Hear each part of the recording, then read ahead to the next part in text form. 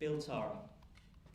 Since 1967, Californian Bill Tara has been an active advocate for natural healthcare. He was the vice president of Erewhon Trading Company, one of America's first national distributors of organic foods, and was a co-founder of Sunwheel Natural Foods in London, England.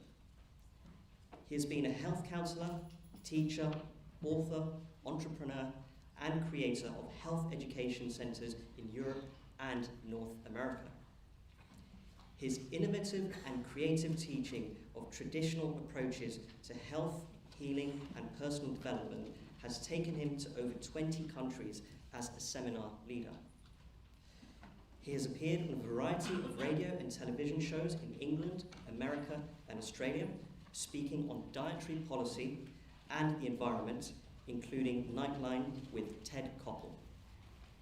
In 1975, he founded the Community Health Foundation in London, England, a charitable trust that was the largest natural health education centre in the world. Together with Michio and Aveline Cushy, he was a founder of the Cushy Institute and served as executive director of the Institute programs in London, England, and Boston, USA. Bill has served as a senior faculty member for the Kangtao Institute in Switzerland and the Naropa University in Boulder, Colorado. He was chairman of the European Macrobiotic Assembly for 4 years and served as chairman of the North American Macrobiotic Congress for 2 years. In 1975, he edited and published Your Face Never Lies, based on the teachings of Michio Cushy, which continues to be one of the most popular books on Oriental diagnosis. In 1985, he published Macrobiotics and Human Behavior, the first book by a Westerner on the Chinese theory of the body-mind connection. His latest published books, Natural Body, Natural Mind, Portal of Dreams, and Eating as If All Life Matters, are available worldwide on Amazon.com. I'd like to introduce Bill Tara to the floor.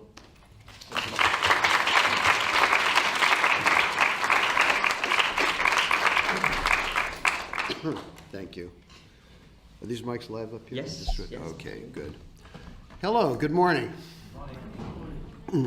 If you notice me limping around and sometimes wincing even when I move, it's because I had a bicycle accident just 5 days ago and I really banged my ribs very hard, right? And and my foot and my shoulder, and so little problems with motion right at the moment. I want to try to do two things here. One is I want to attempt to put this whole issue of what we eat into a little context for you. And so I want to go back just a little bit in history and step it up to the present and talk about where we are presently, and then perhaps give some ideas about where we might be going in the future, which it's not very helpful to think that where we're going in the future is that we're going to be wiped out. Okay? I want to put that forward very strongly, because we are in a situation, there's a Chinese phrase that's meant to be a compliment. It says, may you live in difficult times. Right? Because when you live in difficult times, you have challenges that make you rise up to the moment, right? And we certainly live in some difficult times. Sitting on the edge of extinction is certainly a difficult time. The whole issue of nutrition is a very interesting one. In the past 50 years that I've been involved in actually being conscious of nutrition in any way, I've seen a lot of things come and go, as all of our speakers have. And what's come out of this is a tremendous amount of confusion. Everywhere you look, if you go on the internet and try to get information about nutrition, it's like the Tower of Babel, right? And every single thing that you can find a counter argument to it, and guess what? It's all scientific, right? Everything is backed up by science, and so it's a muddle for people, and people are becoming more and more aware of the connection between nutrition and and health and nutrition and the environment and nutrition and a lot of social issues. And so they're looking for information. And the fact that the information is so muddled, I think, is a product of a number of different things. One of them is nutrition itself. Right?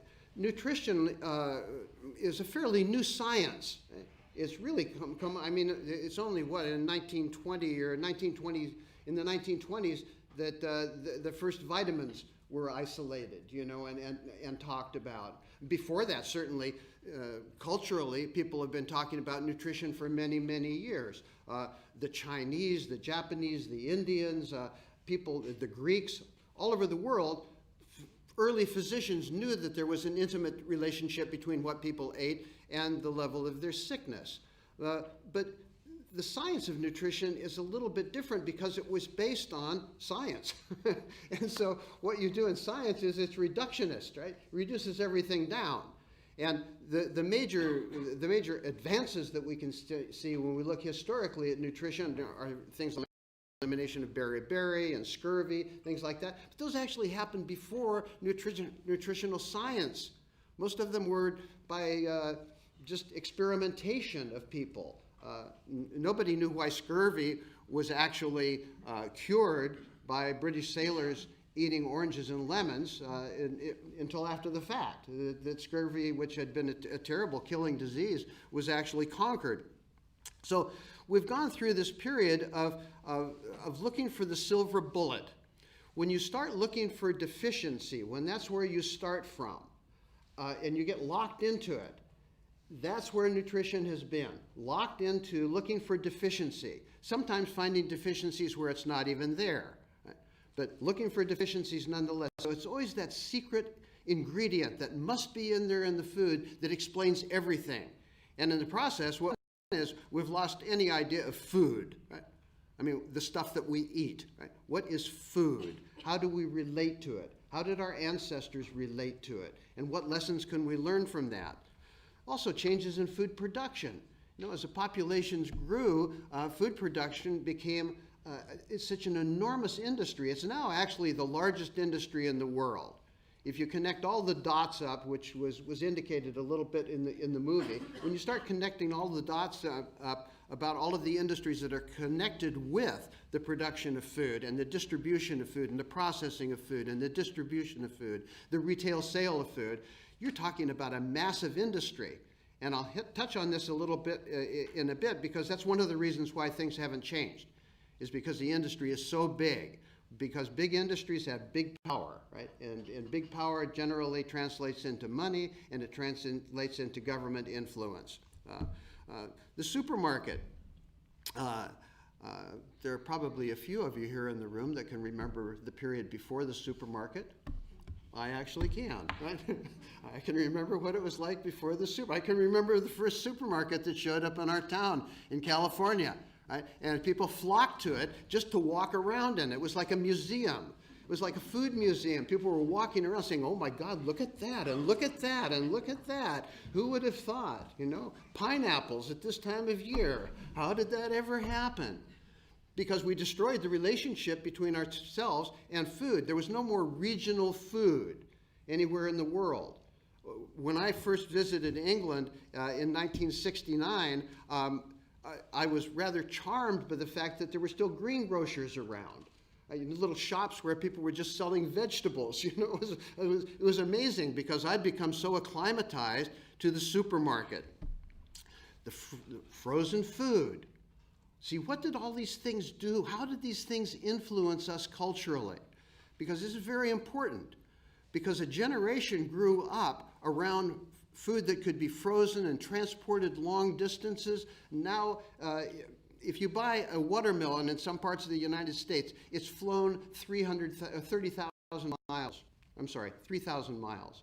A 3,000-mile watermelon. I mean, that's flying economy, I'm sure, but 3,000 miles so that you can eat a watermelon in a season that it would never grow, in the middle of winter. Right? See, what have we done to our consciousness about this? It's very fascinating, and it's right down there at the basis of many of the problems that we face now. And the problems that we face now are generally, we point to the fast food industry. We say fast food industry, this is what it boils down to. And I remember the first fast food restaurant that I ever went to, right? And it was actually a place where girls, it was always girls, on roller skates, right? Did you grow up in California as well? No, because California, we invented a lot of this stuff. Evil people live in California, right? No, we invented this stuff. Who would have thought of girls on roller skates, skating around, bringing food to people in their car so that they could sit inside their car and eat at a drive-in restaurant? I mean, this was serious consumerism, right? No, consumerism with a smile, and roller skates, and pom-pom girls, right? So what is wrong with this diet? Well, the diet that we ended up having manufactured for us, not really cooked for us, but manufactured for us, was a diet that was based around protein, fat, empty calories, and a lot of additives. I mean a lot of additives. It's estimated that the common person in America is eating between 6 and 9 pounds of additives a year. You know, if you think of a 6-pound sack of chemicals, but with about 2,000 to 3,000 different ingredients in it, and then said, please, have this. It'll make your food taste like it's not, right? It'll make it taste like something else, right? It can make a potato chip taste like a piece of ham, right? What a wonderful treat, right? All you have to do is eat all these chemicals, which, by the way, have never been tested. They've only been tested independently. They've never been tested in the combinations that people take them in on, right? So we're taking in a lot of food with no consciousness at all. And that's one of those issues that lies at the foundation. There is no consciousness about where the food comes from or what the food is.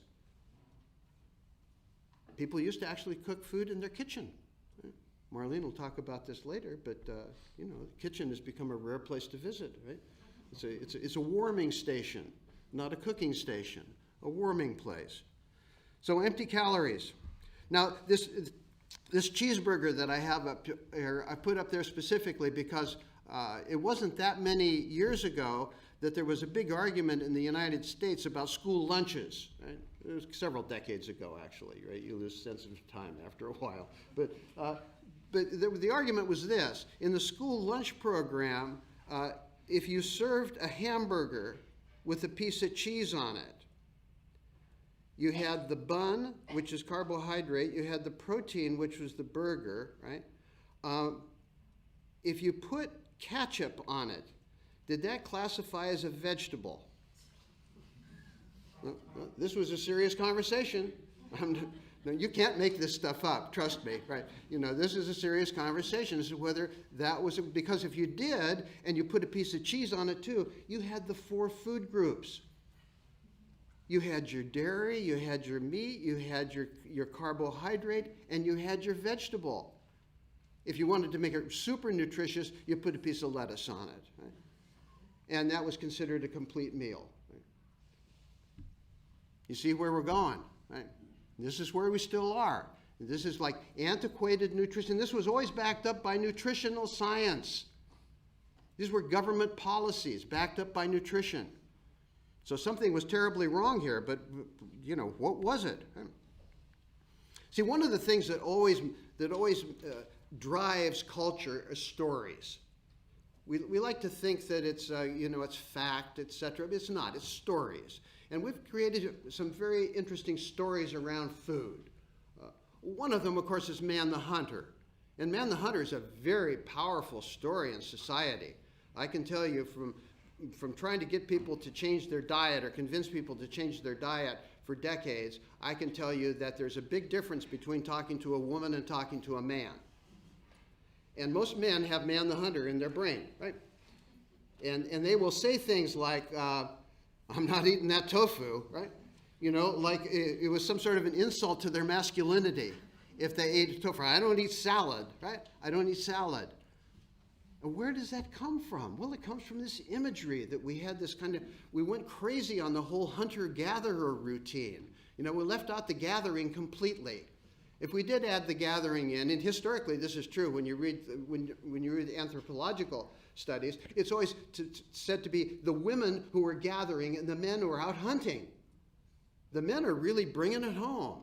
They got the elk strapped on their back. They're back to the cave, the heroes of the day, right? Because they killed an animal. But when you look actually at anthropology, what you see is that that's incorrect. And the more that we learn about primitive people and the more we learn about hunter-gatherer civilizations, the more we realize that most of it is total mythology. And yet it's very strong. It's a very strong issue. The myth about milk, that if you wanted strong bones, right, what you had to do is you had to drink the milk of an animal who had strong bones. Somehow magically that became you, and you had strong bones.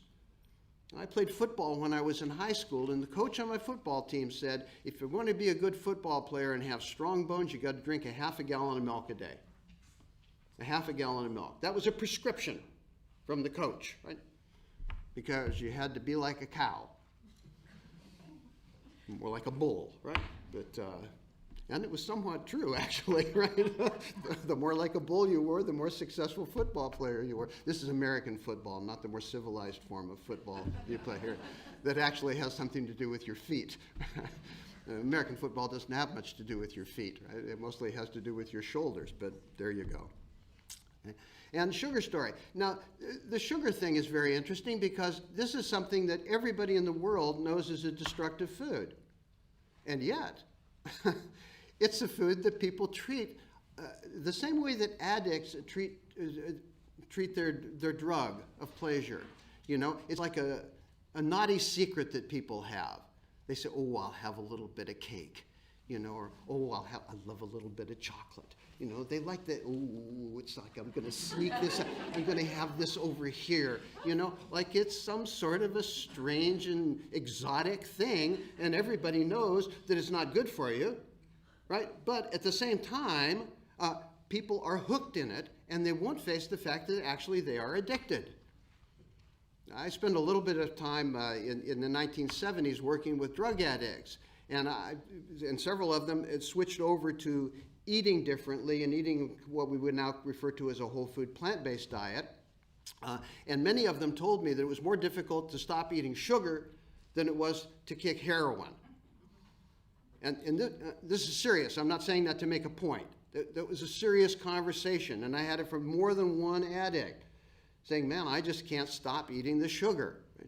The same thing happens with alcoholism. When alcoholics, if you've ever been to an AA meeting, what sits in the back of the room? It's the pile of donuts and cookies and the coffee that people spoon sugar in one after another, because that becomes their new addiction.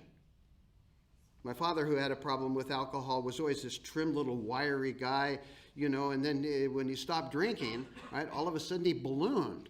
I hadn't seen him in a couple of years, and I came home, and he was like this, and I said, what happened to you? And he said, oh, I just liking the candy now, right? I like the candy now, right? That's the way we go. The piece of information that we all have now, though, is that all of these foods that we eat and that were popular and that form the foundation of the modern diet are all foods that cause disease. Anybody that doesn't know that has been living in a cave, right? Every month there's some report. Now the reports aren't always consistent, but the reports are there.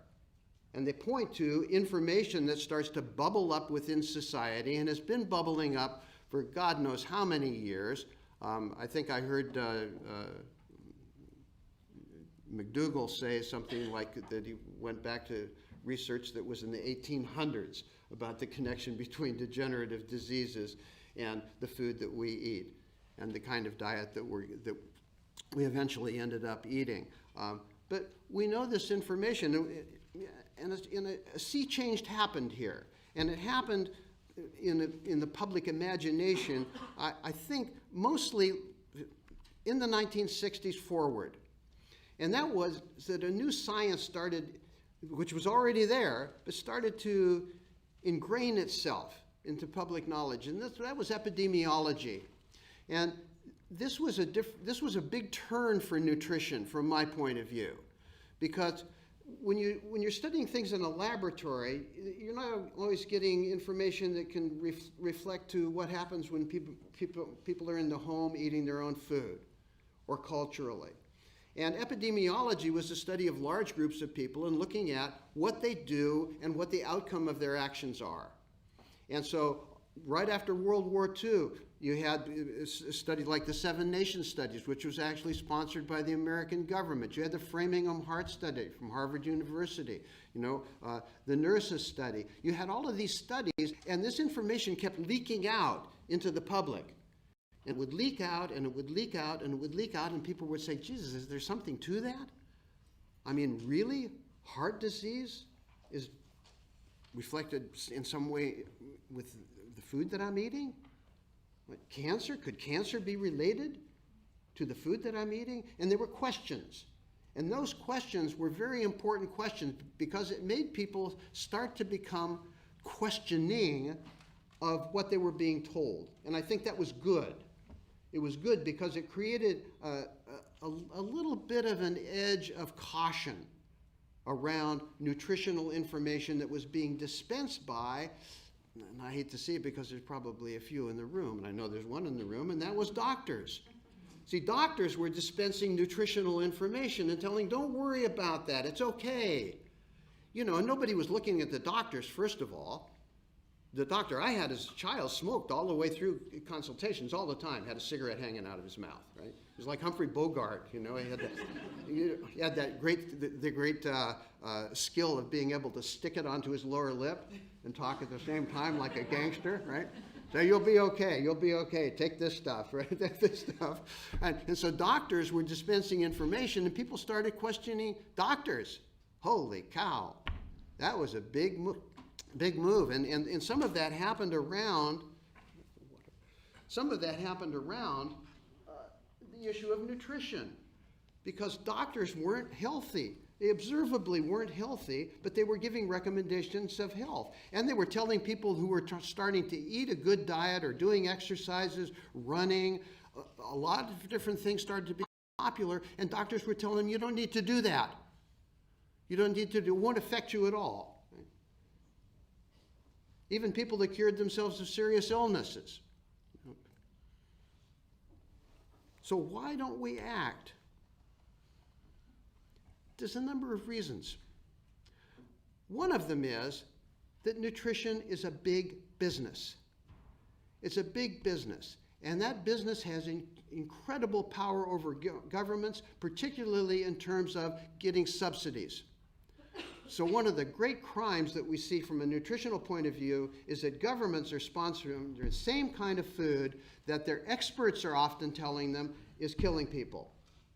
So here you have a very interesting relationship between nutritional information which comes into governments and the kind of policies that they adapt in terms of what they recommend or what they will recommend and what actually gets pushed forward in terms of subsidies, what gets supported. So what are the biggest subsidies in the United Kingdom? It's the dairy industry and the meat industry.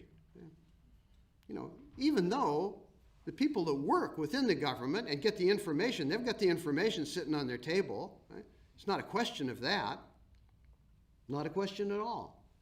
And that goes all the way, in America, it goes all the way back to the McGovern Committee, was in 1977. McGovern Committee, when all this information was offloaded into an unsuspected committee, right, who looked at it and said, my God, if this stuff is true, the population is being killed by food. But then in order to make recommendations, they had to have representatives from the industry come in, and the industry was barefaced. And this is in congressional record, you could look it up. And they basically said, look, you make recommendations for people not to eat meat or not to eat dairy, and you'll never get elected again in your life, right? That's the end of the story. That was their logic, right?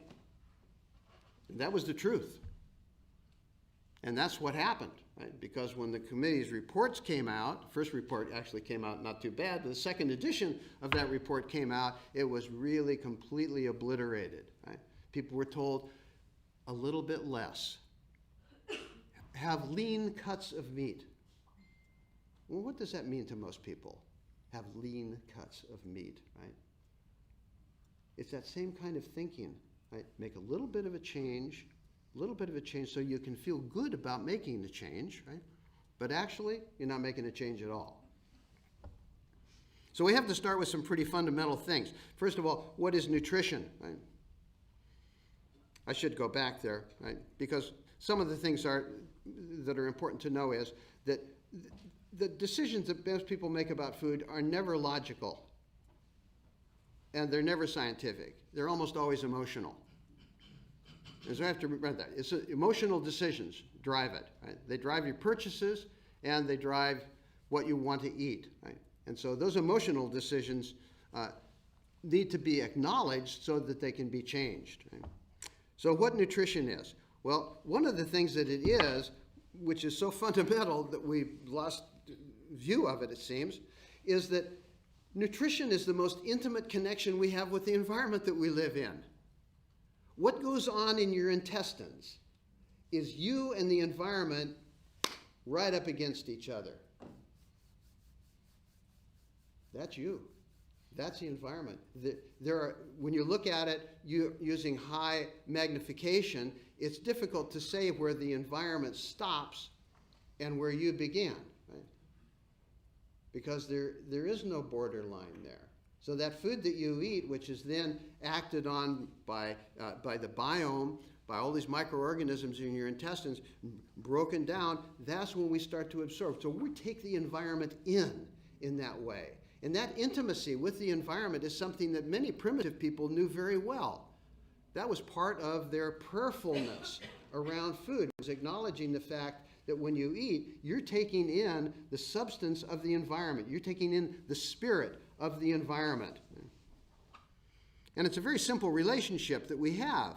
And that relationship is based on one simple fact, and that is no plants, no animals. The evolution of life on the planet is all based around, of animal life, is all based around the fact that plants are autotrophic. In other words, they take their nourishment direct from the environment. So sun, soil, water, right? Minerals that they absorb, exposure to the sunlight, that is what produces the carbohydrate, the proteins, the vitamins, and concentrates the minerals in a way that they can be utilized by any kind of animal. It doesn't make any difference what the animal is, right? So the plant is the beginning of that process and is fundamental to that process. And when because we can't do that, we can't just eat a mouthful of soil, drink a glass of water, stand in the sun, and be nourished. That doesn't happen. Everything needs to be made for us, and it needs to be made by the plant. And strangely, we short-circuited that by putting an animal in between us and the environment. Now, when I say this, I don't mean to assume that human beings never ate animals in their past. Of course we did. Of course hunter-gatherers were hunting. And the use of animals for food happened in the process of human evolution, and particularly in the process of human migration, because sometimes when you're migrating, you find yourself in places where there's nothing to eat. And so you eat what's there. If animals are that's what you eat, right? If you find yourself in a northerly place where there's not much foliage or where there's a short growing season, you're going to eat more animals than you are plants. No question about that. But that is always an ecological relationship. It's a relationship between the tribe or the individual and the environment that they live in. And this is an important distinction because the environment that we live in is very, very different than the environment that our ancestors lived in. And so when we approach the whole issue of nutrition, we have to approach the issue of nutrition using an ecological mindset. It's not like, oh, you have to eat this way, so it's good for the environment. No. It's not that, right? We have to make peace with the environment. And in order to do that, we have to eat a diet which is, in ecological terms, called a commensal relationship. It's one where you take from the environment, but you don't destroy the environment in the process. You eat at the same table, right? So we put that animal in there and we said, well, now this is good news, because now if the animal makes meat, And that's what we are, right? That was the thinking. So we need to eat meat in order to be human beings. In order to have muscle, we need to have muscle. We need to eat muscle, right? Pretty primitive thought process. But what happens is now we have a negative feedback loop. The negative feedback loop is very simple, and that is, as the population grows and as you start depending more and more and more and more on animals, what happens is you get billions of animals, 10 times the number of human beings being used to feed this population, this one organism, human beings, to feed this one organism, and the excreta from those animals, the byproducts from those animals start to poison the environment that you're living in. Right?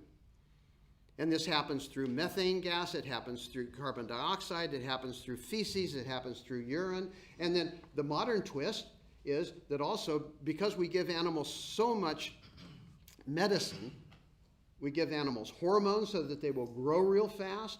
We give animals antibiotics. 80% of all the antibiotics that are used are given to animals.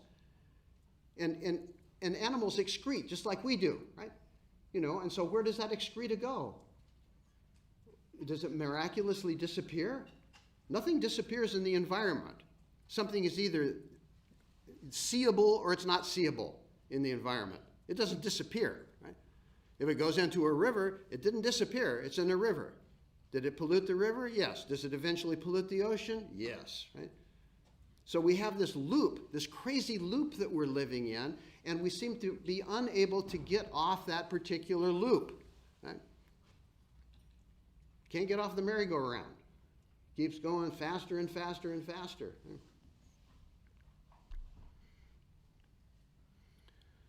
This is not checking my time. Are you? No, it's not doing the time check. I think I'm okay. No, you're okay. Okay, good, because I'm just begun.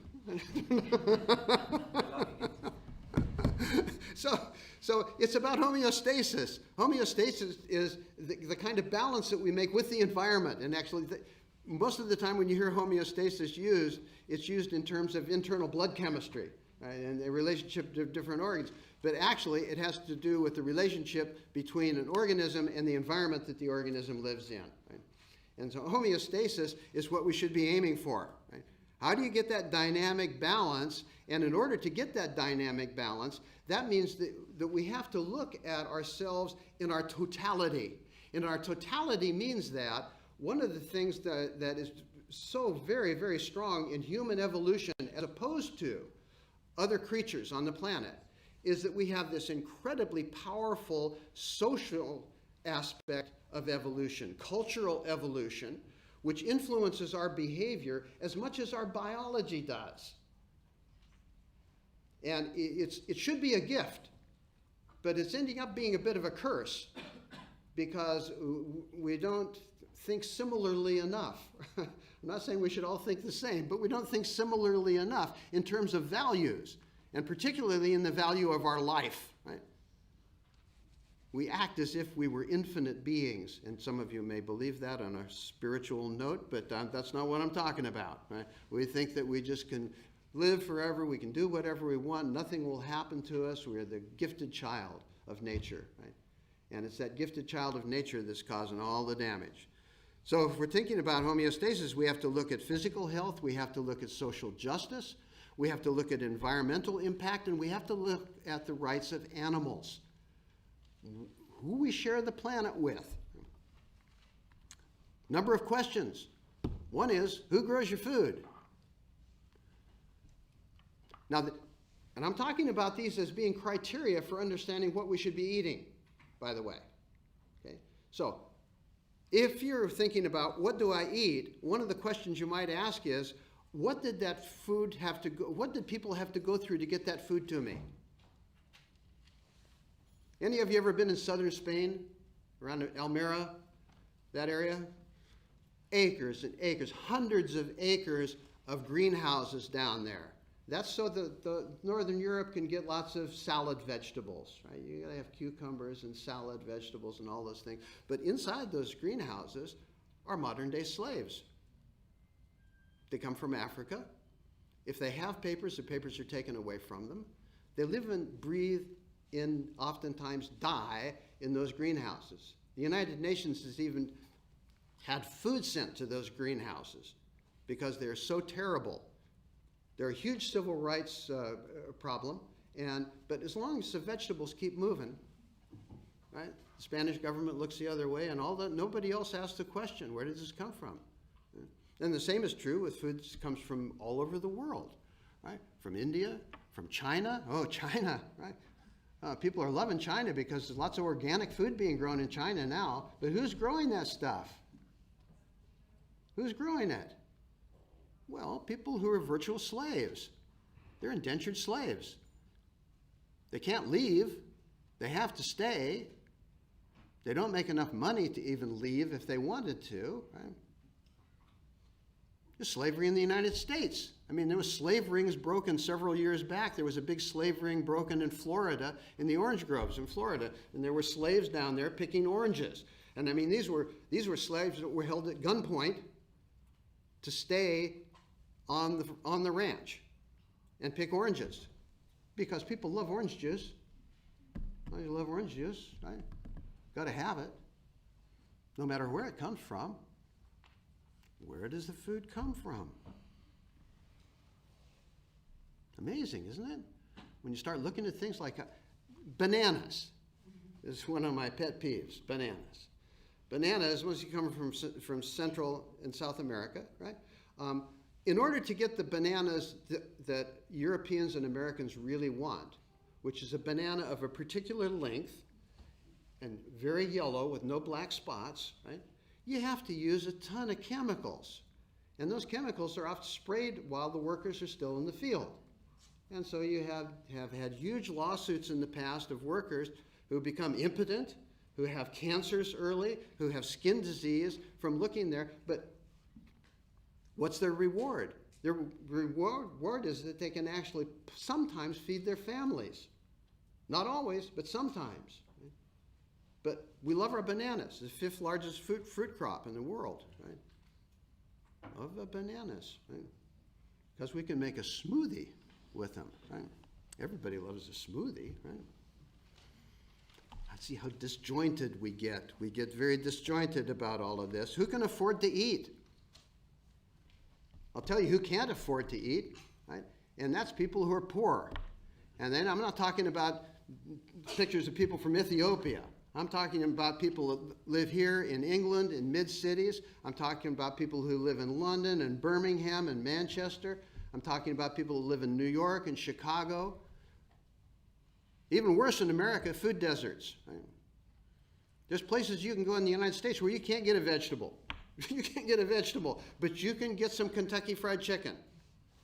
And you can get a McDonald's hamburger. You can get those. Those are readily available. Right? But you can't get anything, and you can get booze. There's a liquor store in every corner, right? Liquor store in every corner, lots of junk food, and it's cheap, and it's filling, right? And it satisfies your taste buds, and so that's what people eat. I was in New York a couple of years ago, and there was a little salad place that I used to go to and eat when I was teaching there, and I happened to walk out of there one day, and I walked a different route back to the center where I was teaching, and I happened to go by a McDonald's. And the McDonald's, in the window, they have a special deal, some kind of Happy Meal deal, you know, and they had it was like 2 burgers and a milkshake and a fries, and I looked at the cost on that, and I thought, that's got to be a mistake, because I just had a salad, and I could have bought 4 of those Happy Meals for a salad. And all I ate was a vegetable, right? A couple of vegetables, right? And this is a big meal, and that's what happens. And now we can follow disease around the world by following the golden arches. You follow Ronald McDonald's footsteps from country to country. You follow Colonel Sanders with the chicken country to country, and you will see diabetes coming right behind it, and obesity right behind it. So, I mean, what other information do we need? And yet, that is the most popular food for people to feed to their children. We call it junk, and we feed it to the children. Yeah, I know it's junk food, but the children love it. Oh, well, let's give it to them then. Give them a little crack cocaine, too, right? They'll love it, right? They'll love it. Why not, right? Why not? Is the insurance policy paid up? Because childhood cancers are going up, and, lots of childhood diseases going through the roof, and people say, oh, my God, isn't that interesting? Well, it's completely expected. Completely expected. The environmental impact was addressed in the movie earlier, right? It's an issue of what is the price of the food in the marketplace, and what is the cost of the food? Because we pay the cost, and the cost is to the environment, it's the social justice issues, that's the cost of the food. And that cost is being underwritten by governments, it's being underwritten even by the industries themselves. A little bit of fast footage and you don't have to pay any tax on your money. We talk about Amazon, the food industry has been getting away with murder for decades and decades. Right? They're experts at not paying any taxes, right? Experts at it. Right? Why? Because they're such an important sector. Nobody wants to upset them. Right? What's the true cost? What's the cost of an ocean? The one figure that should have really hit us all in that previous movie was the one that the oceans are becoming extinct. Very, very quick. Because we don't fish anymore, we suck fish out of the water. It's like having vacuum cleaners. We suck everything up. So little fish, big fish, doesn't make any difference. Because if it can't be used for human food, it gets used for cat food. Cats in the West are fed amazingly, right? Better than the poor, right? All right, we feed our cats and dogs better than the poor, right? So we should just be clear on that, right? And so the oceans are just being ruined by that, not only by the fish getting sucked up, but all of that, what I was talking about earlier in terms of the medication and the pollution that comes from the farming and from the raising of cattle goes into the rivers. And so now we're creating what are called dead zones, right? So huge dead zones. That means nothing grows there except moss, right? Moss. There's not a food chain there at all. And last but not least, in this little list, right, of things that we could consider in thinking about nutrition is sentient life. Okay, we're supposed to be evolving ourselves culturally. Well, if we evolve ourselves culturally and we haven't woken up to the fact, right, that animals have sensibilities and sensitivities, that they love each other, that they don't want to die, right? That they play, that they have a whole life of their own, which we can observe, and we say, isn't that cute? Because it's only cute when it mimics something that we identify as a human behavior. Oh, look, they think they love each other because they're like, it was humans. They must have seen humans doing that, right? As if humans teach the animal kingdom anything. When all of our primitive ancestors thought it was the other way around. The animals are there to teach us lessons about how to be, right? And so respect for life, right? Just life. So the future. Option one. We're in option one right now, right? Head buried deep in the sand, fists clenched, right? I will not change, damn it, I like this life I lead, right? So that's going to give us certain things. One is it's going to give us, and it's already giving us, extreme food shortages. And everybody in this room will be feeling these food shortages within the next decade, if not well before that. As food shortages are going to happen, they're going to happen as a result of not only of climate change, but they're going to happen because of the economic structure of the food system. So there's going to be shortages of basic foods. They're going to be getting more and more and more and more expensive, to the point where it will only be the extreme wealthy that can afford to eat a decent diet, right? And the rebels who know how to eat downstream, right? Those are the two options. Increased GMO use, absolutely. absolutely. And something that I'm very, very concerned about in a way personally, and that is the increase of fake food. It's interesting to see, as people become more and more aware of food, and they become aware of not eating animals and the benefits of that, one of the things that happens is that the food industry is very flexible. They'll give you what you want, right? They'll give you what you want. So you don't want to eat animals anymore? Fine. We'll invent something that doesn't have an animal in it, right? You don't want gluten in it? Fine. We'll invent something that doesn't have any gluten in it. You don't want sugar in it? Okay, right? We can do that. We'll put palm oil in it, and we'll put this. And so they will make stuff for you that seemingly meets your standard, but it meets their standard. It's junk. And the advantage of junk is that there's a lot of profit in junk. You start putting real food in there, and you get a problem. So what happens when Beyonce eats a Beyond Burger, right?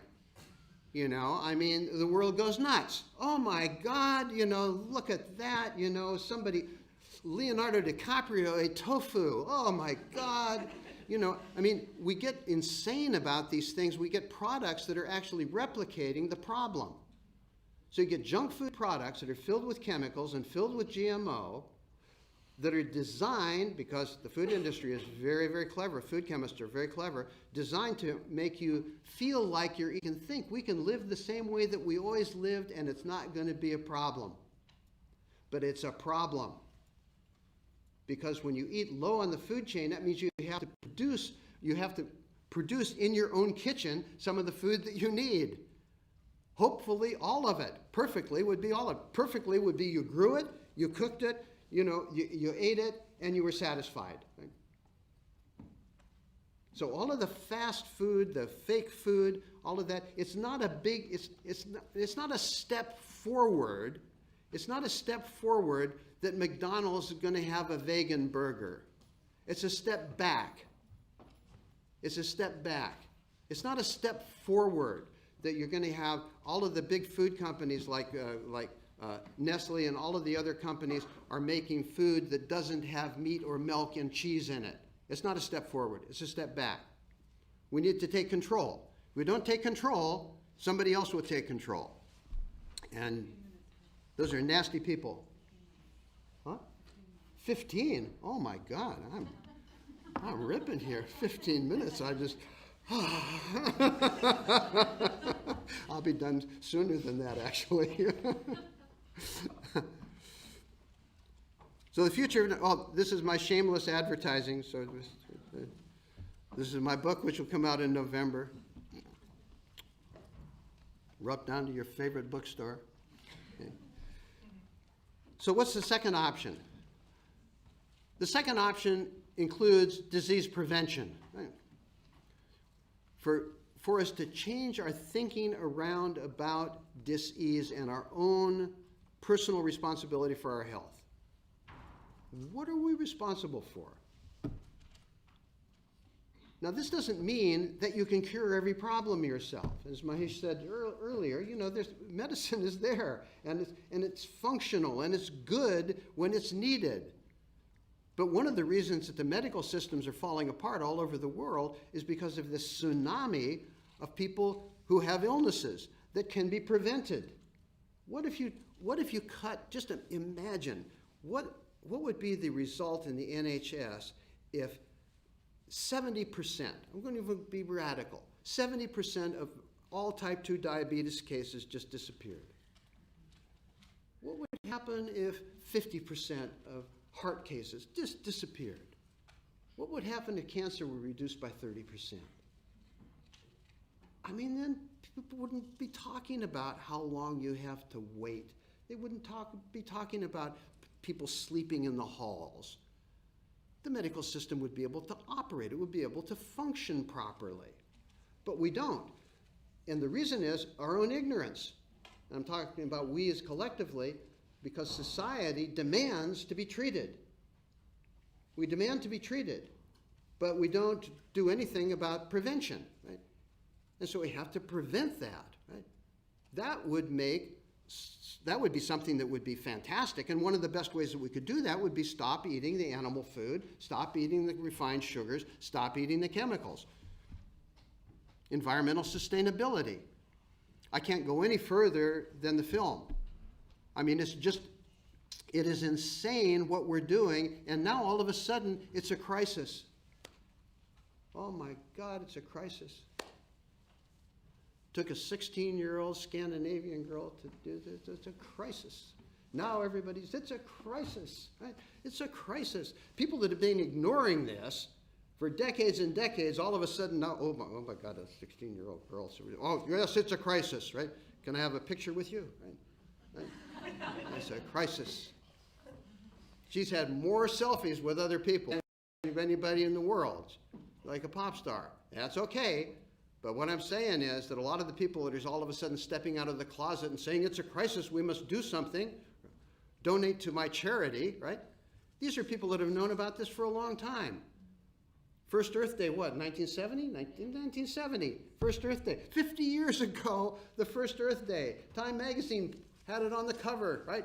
We have to save the planet. 50 years ago. The information has not changed radically since then, right? Only the players, right? Most of the people that were in that cover issue are dead now.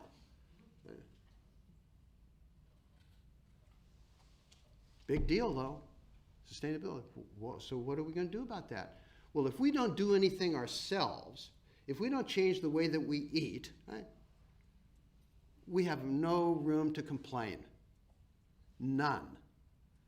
If we say that we want to create environmental sustainability, if we don't change our diet, we're just talking.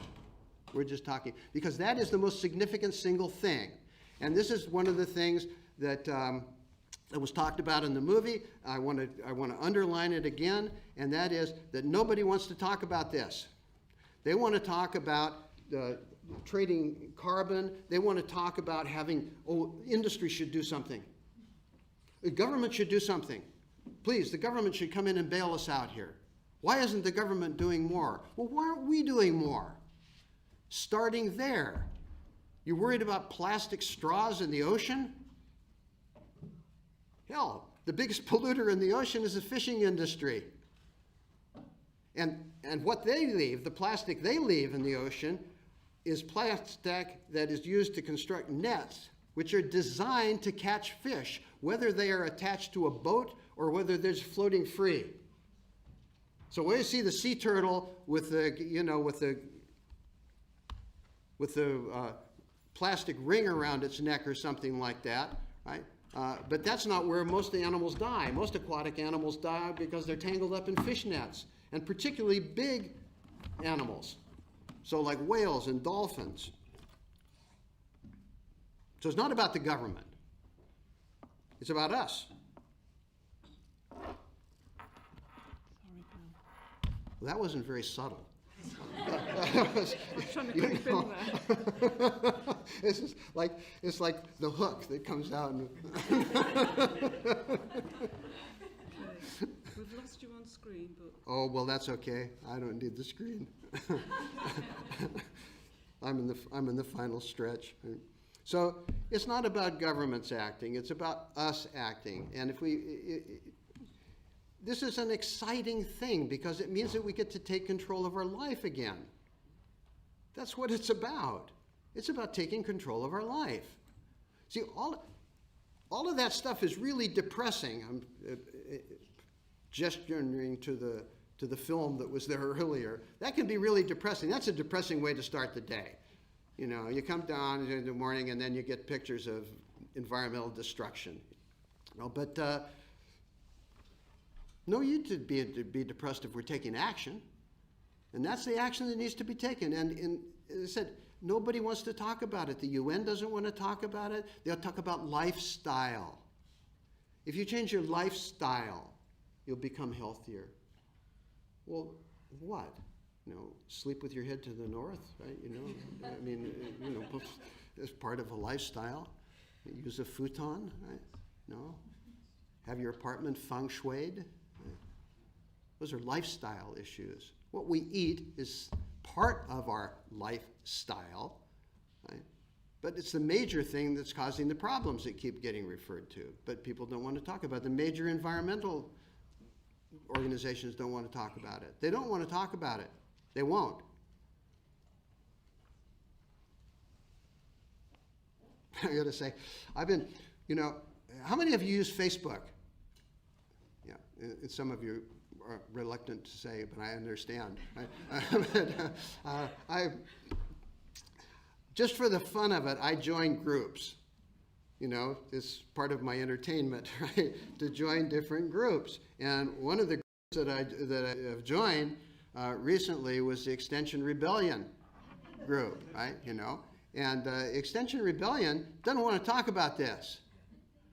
They don't want to talk about it at all, right? And every time a conversation starts, and I'm just an observer here, I don't know if I'm called a troll until I actually say something, but I'm just a voyeur, perhaps, a Facebook voyeur, right?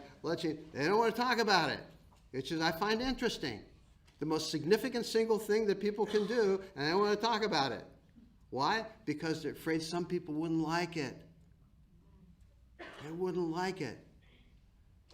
Because when you state that you're a vegan, everybody wants to take issue with it, right? If they're not. Why? Oh, I could assume that it might be, cognitive dissonance might be one of the issues that comes to the fore real strong. And that is that we don't like to be faced with an option that we know would be a right option, but we don't want to take it, right? Okay. So we can create that future, and I want to suggest that that's a future worth creating, right? And that it's not worth the waste of time to get depressed about it. Depression is a waste of time with it, right? Best thing to do is to take action and to do it and to own it and to learn how to do it well and healthily. And I know the other speakers are going to talk about that, how to do that practically. So thank you very much for your attention. Right? Thank you. Thank you.